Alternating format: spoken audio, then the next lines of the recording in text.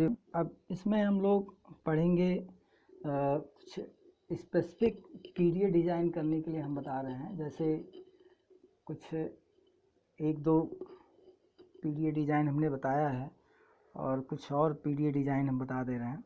जैसे अगर मान लीजिए कि लैंग्वेज हमारा यल इज इक्वल टू इस तरीके का हो, a to the power n b to the power 2n such that n is greater than equal to 0। तो इसके लिए अगर पीडीए हमें बनाना है, पीडीए डिज़ाइन करना है तो हम कैसे करेंगे। तो यहाँ पे देखिए इसमें क्या है, जितने a हैं उसका डबल b है। तो इस सिचुएशन में हमें कैसे पीडीए डिज़ाइन करना रहेगा, अब आप उसको देखिए, क्वेश्चन ध्यान में रखिएगा। n इज यहाँ पे हम 1 कर दे रहे हैं फिलहाल, अभी n is greater than equal to 1 कर दे रहे हैं। वैसे 0 भी रहेगा तो कोई फ़र्क नहीं पड़ेगा, तो वो लास्ट में आप देख लोगे, वो समझ में आ जाएगा। तो 0 रहे या 1 रहे, दोनों में कोई अंतर नहीं आएगा, क्योंकि हमारे इनपुट टेप में कोई सिंबल ही नहीं रहेगा। तो वो सीधा लास्ट वाले ट्रांजिशन फंक्शन पे, अभी जब हम आएंगे लास्ट वाले ट्रांजिशन फंक्शन पे सीधा जंप करके चला जाएगा अगर n is greater than equal to 0 कर दिया जाए। तो जैसे स्ट्रिंग आपकी है जो, वो एक एग्जांपल लेके चल रहे हैं इसमें। अगर मान लीजिए स्ट्रिंग आपकी उसमें 2a और 4b है, 4b, तो आप सोचिए कि इसमें स्ट्रेटजी क्या है। स्ट्रेटजी यही है कि हर एक ए पे जब 2 बी पढ़ेंगे तब एक ए पॉप होगा, और पुश करने का जो रूल है वो सब वही रहेगा। जैसे डेल्टा Q0 A Z0, ये पर्टिकुलर जो ट्रांजिशन फंक्शन हम लिख रहे हैं, ये चीज़ है फर्स्ट ए को पुश करने के लिए स्टैक के अंदर। दूसरा जो ट्रांजिशन फंक्शन लिख रहे हैं डेल्टा Q0, अब टॉप ऑफ स्टैक पे यह ए हो गया, तो इनपुट टेप से ए और बाकी ए पढ़ने के लिए टॉप ऑफ स्टैक पे ए रहेगा, और सेकंड रिमेनिंग ए को पुश कर दिया गया इस ट्रांजिशन फंक्शन के थ्रू। अब जितने भी ए फर्स्ट ए के बाद मिलेंगे इस ट्रांजिशन फंक्शन से पुश कर दिए जाएंगे, क्योंकि कोई भी परिस्थिति बदलेगी नहीं। जैसे ही पहला ए पुश किया गया, टॉप ऑफ स्टैक पे हमेशा ए ही रहेगा। इस ए को जैसे पुश करेंगे आप हर एक के पढ़ने के दौरान बाकी सारे जितने ए पढ़ेंगे आप, इनपुट टेप में ए मिलेगा, और टॉप ऑफ स्टैक पे इसको प्लेस ही कर दिए इस ट्रांजिशन फंक्शन को। देखिए तो हमेशा आपको टॉप ऑफ स्टैक पे ए ही मिलेगा, चाहे जितने ए अब आप पढ़िए। इस नाते इधर की परिस्थिति बदलनी नहीं है, और चाह भी यही रहे हैं कि सारे ए एज ए रिकॉर्ड स्टैक में पुश कर दिए जाएं। तो ये 2 ट्रांजिशन फंक्शन हो गए। अब उसके बाद जब आप बी पढ़ना, जब भी ए ख़त्म होगा बी मिलेगा आपको, तो आप सोचिए इनपुट टेप में क्या मिलेगा, इनपुट टेप से आपको बी मिलेगा, और टॉप ऑफ स्टैक पे ए ही मिलेगा, क्योंकि आप अभी सारे ए पुश करके छुट्टी पाए हैं। तो जब आप पहला बी पढ़ेंगे तो ध्यान रखना है कि लैंग्वेज हमारा ये था कि हर 2B पे एक ए पॉप करना है, एक ए मैच कराना है। इस नाते हमें जो है ए को पॉप नहीं करना, अभी पहला भी पढ़ रहे हैं हम, तो यहाँ पे लिखेंगे और रिकॉर्ड यानी कि अल्टर नहीं करना। तो ए चूँकि नेचुरली पॉप होता है, तो उस ए को मेंटेन रखने के लिए हम मॉडिफाइंग वैल्यू ए ही रखेंगे, और स्टेट यहाँ पे चेंज करना पड़ेगा। अभी मैं बताऊँगा क्यों, क्योंकि डेल्टा Q1, अब देखिए अगला बी जब आप पढ़ेंगे Q1 स्टेट में रहते हुए, तो टॉप ऑफ स्टैक पे तो कुछ बदला नहीं, वही मेंटेन किए थे, लेकिन अब आपको पॉप करना है, क्योंकि 2B पे एक ए पॉप करना, तो यहाँ नल हो गया, और स्टेट आप फिर अगेन Q0 कर देंगे। ये एक लूप बन जाएगा, मतलब हर 2B पे एक ए पॉप होगा। अब जो हर पेयर का बी है, पहला बी आपने पढ़ा Q0 में और दूसरा बी पढ़ा आपने Q1 स्टेट में, तो यही डिस्टिंग्विश करने के लिए स्टेट चेंज कर दिया गया कि पहला भी पढ़ रहे हैं कि दूसरा भी पढ़ रहे हैं। Q0 स्टेट में रहते हुए भी पढ़ेंगे तो मतलब पहला भी पढ़ रहे हैं, Q1 स्टेट में रहते हुए पढ़ रहे हैं तो दूसरा भी पढ़ रहे हैं। यही स्टेट की खूबसूरती, स्टेट की पावर है। ये स्टेट इतना पावरफुल होता है, हर चीज़ को डिस्टिंग्विश कर सकता है। और अगर यहाँ पे स्टेट नहीं चेंज करते, यहाँ पे Q0 ही रखते, तो यहाँ पे भी Q0 ही मिलता। अगर आप ऐसा नहीं करते तो क्या होता, अगर मान लीजिए यहाँ पे भी Q0 लिखते तो यहाँ भी Q0 रहता। अब सेम LHS पे अलग अलग RHS मिल जाता भाई, जो चीज़ यहाँ है वही चीज़ यहाँ होती। तब अगर आप यहाँ पे Q स्टेट नहीं चेंज करते इस जगह पे, तो यहाँ पे भी स्टेट Q0 ही रहता। इन दोनों चीज़ों को ध्यान दीजिए। अगर इस जगह पे स्टेट नहीं चेंज करते, Q0 ही रखते, ये Q डैश नहीं है, ये Q0 है, मैं मार्क बनाया था आपको समझाने के लिए। तो ये अगर इस जगह पे आप स्टेट नहीं चेंज करते तो यहाँ पे भी नहीं चेंज होता। और जब दोनों जगहों पे नहीं चेंज होता तो आप सोचिए कि सेम LHS पे आपको डिफरेंट RHS मिलती है। NPDA का क्वेश्चन हो, NPDA हो जाता। आपको क्वेश्चन PDA डिजाइन करने के लिए दिया जाएगा तो आपको इसी तरीके से करना पड़ेगा। अब इस ट्रांजिशन फंक्शन से सारे बी जो हैं, जो पेयर ऑफ बी हैं, वो ए से मैच होते हुए चले जाएंगे। आपको एक भी अब एक्स्ट्रा ट्रांजिशन रूल लिखने की ज़रूरत नहीं है बी को ए से मैच कराने के लिए, क्योंकि कोई भी परिस्थिति नहीं बदलेगी। ना तो आपको टॉप इनपुट टेप से सिंबल बदलने वाला है जब तक बी मैच कराना, ना ही टॉप ऑफ स्टैक पे कुछ बदलने वाला है, क्योंकि आप कुछ पुश ही नहीं कर रहे हो स्टैक के अंदर। तो जब तक ए है तब तक बी मैचिंग होती रहेगी। और एक स्थिति आएगी कि आपके इनपुट टेप में कुछ नहीं बचेगा, इनपुट टेप में नल हो जाएगा। लेकिन ये ध्यान रखना है कि जब लास्ट पेयर आप बी पढ़ेंगे, यानी कि वो सोचेगा अभी पेयर बचे हैं, तो आपको किस स्टेट में छोड़ेगा, Q0 ही स्टेट में छोड़ेगा। तो Q0 ही स्टेट में आपको मिलेगा नल इनपुट टेप से, और टॉप ऑफ स्टैक पे भी आपका Z0 एक्सपोज हो जाएगा, क्योंकि सारे पॉप हो चुके होंगे बी से मैच प्रक्रिया में। तो ये अगर फाइनल स्टेट से आप एक्सेप्ट करा रहे हैं, फाइनल स्टेट मेथड से डिजाइन कर रहे हैं, तो QF Z0 यहाँ मिल जाएगा। अगर आप एम्प्टी स्टोर से करा रहे हैं तो इस जगह पे आप एम्प्टी स्टोर के केस में लिख देंगे कोई भी स्टेट, यानी कि वही सेम स्टेट रहने देते हैं और इसको नल कर देंगे। ये एम्प्टी स्टोर मेथड है और ये फाइनल स्टेट मेथड है। तो ये आप इस तरीके से डिजाइन कर सकते हैं। इसी तरीके से अगर मान लीजिए कि आपको इस तरह से क्वेश्चन दे दिया जाता है कि a to the power n और b to the power kn, small kn, तो आप और n is greater than equal to 0 हो या 1 हो, उससे कोई फ़र्क नहीं पड़ता है। तो क्योंकि अगर मान लीजिए 0 है तो मतलब क्या हुआ, हमारी स्ट्रिंग के अंदर नल है, तो स्ट्रिंग हमारी नल है, तो स्ट्रिंग नल होगी तो शुरू में ही आपका फाइनल वाले स्टेप पे पहुंच जाएगा। फाइनल जो ट्रांजिशन फंक्शन अभी थोड़े जो इसके पहले आपको बताया गया है, आपने क्या लिखा था, डेल्टा Q0 इनपुट टेप में कुछ भी नहीं है, ठीक है, तो नल ही पढ़ेगा और Z0 रहेगा और तुरंत वो आपको फाइनल स्टेट पे पहुंचा देगा। तो इस नाते ये परेशान होने की ज़रूरत नहीं है कि लैंग्वेज के अंदर नल है कि नहीं नल है, बाकी सारे ट्रांजिशन फंक्शन यूज ही नहीं होंगे, सीधा यही सिचुएशन है तो इसी सिचुएशन को रीड करते हुए फॉलो करते हुए आपका सीधा फाइनल स्टेट पहुंच जाएगा। तो n is greater than equal to 0 हो या n is greater than equal to 1 हो, किसी परिस्थिति में कोई चेंजेस नहीं होंगे।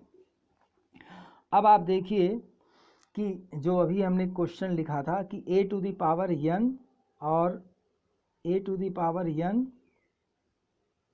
और b to the power kn,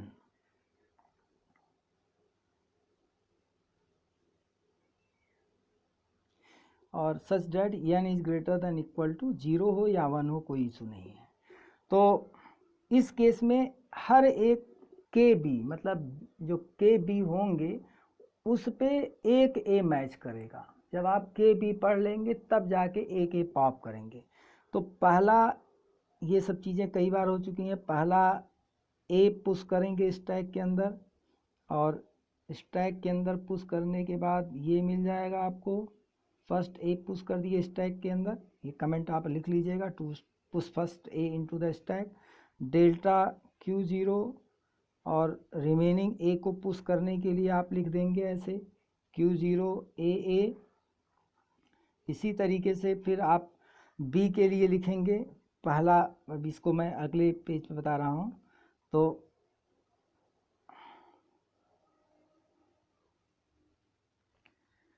अगला जब बी मिलना शुरू होगा, Q0 B top of stack पे ए होगा और स्टेट निश्चित तौर पे चेंज करना पड़ेगा, Q1 कर दिया, और यहाँ पे आप चूँकि रिकॉर्ड को भी मैच कराएंगे नहीं जब तक के बी पढ़ नहीं लेंगे।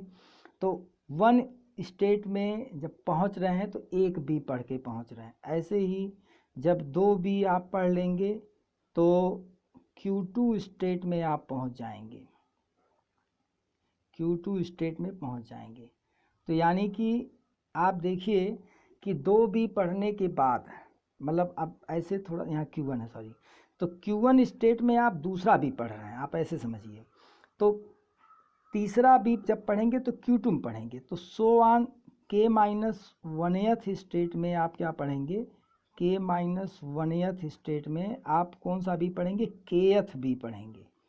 और लूप पूरा हो गया, लूप जैसे ही पूरा होगा आप फिर Q0 में पहुंच जाएंगे और यहाँ पे नल कर देंगे। यही इतना आपको ध्यान देना है। तो इसमें लूप जो चलेगा, लूप के अंदर कितनी लाइनें रहेंगी, एक तो Q0 से लेके Qk-1 k लाइनें लिखनी पड़ेंगी। ये पूरा लूप चलेगा। तो इस तरीके से आप डिज़ाइन कर सकते हैं। अब आप लोगों को एक 2 स्टैक PDA पे बेस्ड डिज़ाइन पढ़ा देते हैं। 2 स्टैक PDA का डिज़ाइन कैसा होता है। वैसे 2 स्टैक PDA का डिज़ाइन हमने इसके पहले पढ़ाया भी है, लेकिन फ़िलहाल देख लीजिए। जैसे अगर मान लीजिए language A⁴n B⁴n C⁴n such that n is greater than equal to 1 है या 0 हो, कोई इशू नहीं है, तो ये लैंग्वेज आपका CFL नहीं होता है। क्यों नहीं होता है, क्योंकि यहाँ पे जो है आपका यह रिकॉर्ड इस रिकॉर्ड से मैच होने में ख़त्म हो जाएगा।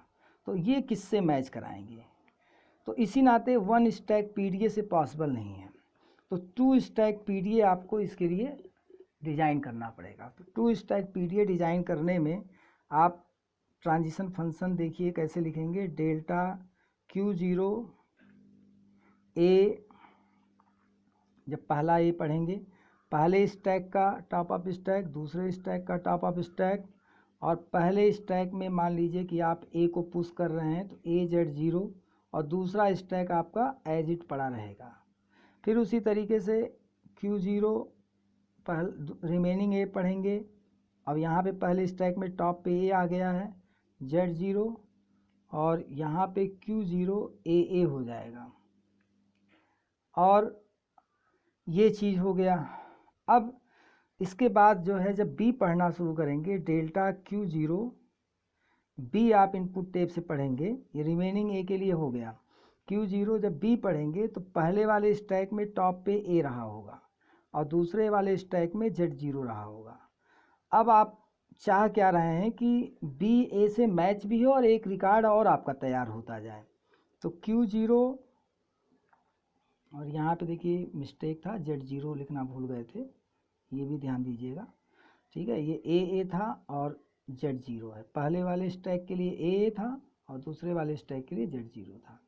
तो Q0 और पहले वाले स्टैक से एक ए पॉप होगा और दूसरे वाले स्टैक में क्या होगा, जो बी पढ़ रहे हैं उसको एज ए रिकॉर्ड मेंटेन करते जाएंगे, किस पर्पज़ से, सी से मैच कराने के लिए। फिर अगेन जो है रिमेनिंग बी जब आप पढ़ेंगे, डेल्टा Q0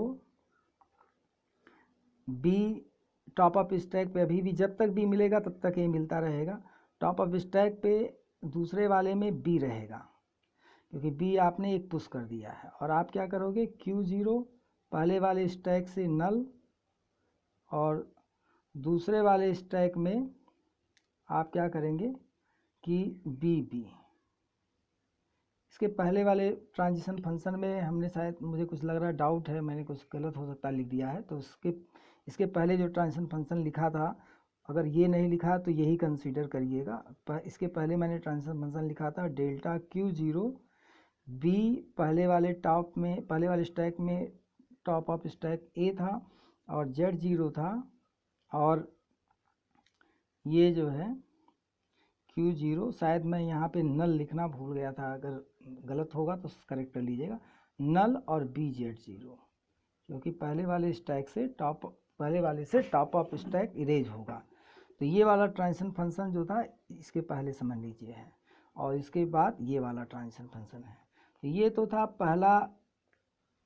पहला ए आपने पढ़ा, पहला बी पढ़ा और टॉप वाले स्टैक से ए इरेज हो गया, और साथ में पहला बी आपका दूसरे स्टैक में पुश हो गया इस सी को उससे मैच कराने के लिए। हो सकता है मैं यहाँ पे नल ना लिखा रहा हूँ, तो इसी नाते इसको फिर से लिख दिया हूँ।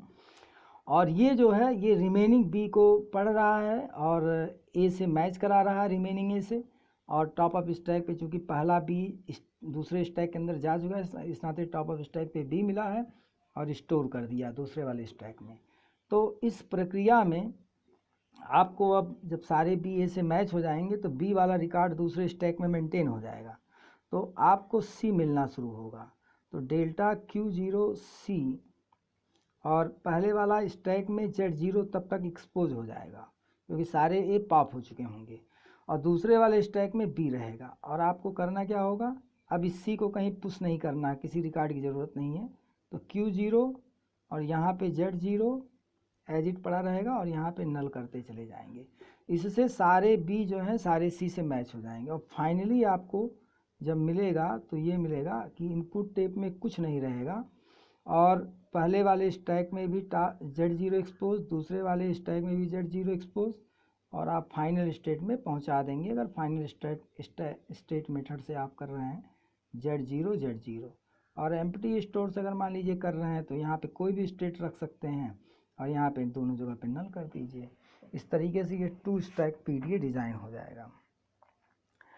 और कुछ और भी चीज़ें हैं, जैसे ये केवल देख कर कि कितने करेक्टर हमारे लैंग्वेज के अंदर है, जैसे L = A to the power n, B to the power n, C to the power m, D to the power m। ये देखिए अभी पिछले क्वेश्चन में ए बी सी 3 यूज हुआ था तो CFL नहीं था, तो किसी के मन में ये डाउट हो सकता है कि अगर 2 से ज़्यादा करेक्टर हैं तो CFL नहीं होगा। ऐसा कुछ नहीं है। देखिए पहले वाले स्टैक में ए को आप पुश करोगे तो ये रिकॉर्ड मेंटेन हो जाएगा, जब बी पढ़ना शुरू करेंगे तो ए को पॉप करना शुरू कर देंगे। तो इस पहला स्टैक ए के प्रोसेसिंग में ए और बी की मैचिंग ही करानी थी, ए की बी से मैचिंग करानी है और सी की डी से मैचिंग करानी है। तो बी जब ए से मैचिंग का वर्क जब कंप्लीट हो जाएगा तो स्टैक हमारा खाली हो जाएगा, उसमें टॉप ऑफ स्टैक पे Z0 नज़र आएगा। तो उसके बाद सी जब पढ़ना शुरू करिए स्टैक में आप पुश कर दीजिए एक, और उसके बाद जब सी पढ़ लेंगे तो डी जब पढ़ना शुरू करेंगे तो सी से डी को मैच करा दीजिए। तो इस नाते एक ही स्टैक से काम चल जाएगा। ये आपका इसी नाते CFL है। और ट्रांजिशन फंक्शन जैसे लिख रहे हैं वैसे ही लिखिएगा। फिर अगर मान लीजिए कि आपका इस तरह का क्वेश्चन है A to the power n, B to the power m, C to the power m, D to the power n, तो इसमें थोड़ा सा आपको सावधानी रखनी है क्योंकि A की मैचिंग D से होनी है और B की मैचिंग C से। तो ये ध्यान देना है, जब C पढ़ना शुरू करें तो टॉप पे B नज़र आना चाहिए, और जब D पढ़ना शुरू करें तो टॉप पे A नज़र आना चाहिए। तो इसमें क्या होगा कि पहले A को जब पढ़ना शुरू करेंगे तो A को पुश करते चले जाएंगे, और B जब पढ़ना शुरू करेंगे B भी पुश करते चले जाएंगे। जब C पढ़ना शुरू करेंगे तो B पॉप होता चला जाएगा और B C मैच हो जाएंगे, और जैसे D आप पढ़ना शुरू करेंगे A एक्सपोज हो जाएगा, फिर A को पॉप कर लीजिए। तो यानी कि पहले आप लिखेंगे transition function to push first A into stack, to push remaining A into stack, to push first B into stack, to push remaining B into the stack. तो इस तरीके से आप करेंगे। मैं इसका ट्रांजिशन फंक्शन लिख दे रहा हूँ कि delta Q0 A Z0 = Q0 A Z0। इससे आपका फर्स्ट A स्टैक के अंदर स्टोर हो गया। फिर उसके बाद delta Q0 A Q0 A, ये रिमेनिंग A इसके थ्रू स्टोर हो गए उस स्टैक के अंदर। फिर जब आप पहला B पढ़ेंगे तो ध्यान देना है कि टॉप पे A है, और आप क्या करेंगे Q0 और यहाँ पे लिखेंगे BA, टॉप पे B आया क्योंकि आपने इसको पुश किया है। उसके बाद रिमेनिंग जब B आप पढ़ेंगे तो डेल्टा Q0 B टॉप पे B है तो इस नाते Q0 B हो जाएगा। उसके बाद जब आप C पढ़ना शुरू करेंगे तो Q0 सी टॉप पे बी रहेगा और यहाँ पे लिखेंगे Q0 कॉमा नल, क्योंकि वो पॉप होगा बी। उसके बाद फिर आप इससे सारे सी सारे बी से मैच हो जाएंगे। लेकिन जैसे ही डी पढ़ना शुरू करेंगे तो आपका टॉप ऑफ स्टैक पे ए नज़र आ जाएगा ऑटोमेटिकली, Q0 और ये हो जाएगा नल। तो इस तरीके से सारी मैचिंग हो जाएगी। और फाइनली आपको वही रटा रटाया एक फाइनल के लिए लिखना है नल और Z0 is equal to QF Z0, ये फाइनल स्टेट मेथड से एक्सेप्ट हो जाएगा। ओके।